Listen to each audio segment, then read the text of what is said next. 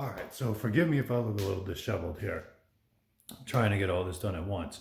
So I realized going back through my old channel that the last video that I did on my build was horrible, to say the least. You can see that here, I'll try to put it. But I had the Core V71 case and AMD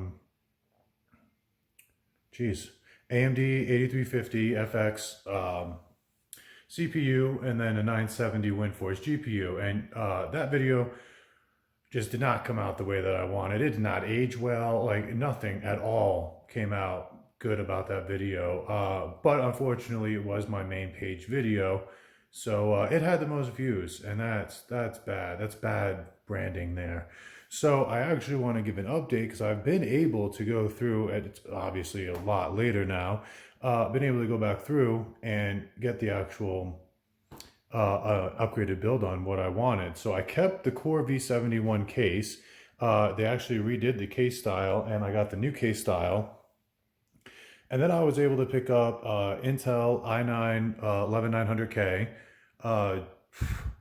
Gigabyte GeForce Aorus 3070, Z590 motherboard. I got 32 gigabytes of 4400 RAM, and then a Samsung SSD, a 980 SSD, and then Thermaltake water cooling for the CPU and RAM.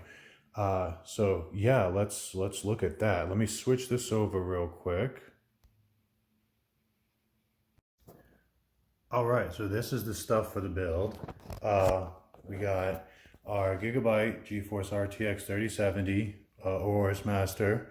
Let's see, the Samsung SSD 980. Went with the i9 1100 or 11900K. These were the RAM that I decided to go with. The Thermaltake 4400 DDR4. They're required for the RAM cooler for that, for the memory cooler. I also went with a Z590 Carbon Wi-Fi motherboard. So that's everything that's inside. This is the case. Now again, they did update it a little bit, certain minor things and everything, but it's pretty much the same. So let's go ahead and same blue lights, same blue on the top, front, blue down there, and then we have our, if it will focus, Aorus.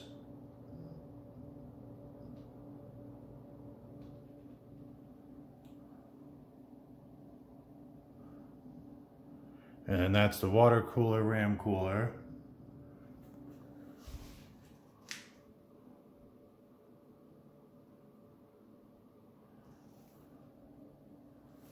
There we go, that's pretty much it. Still clean. That's the WD 6 terabyte. Mounted that up there. It's a super easy install for that. It just was pretty much just wiring. We have the Carbon motherboard right there.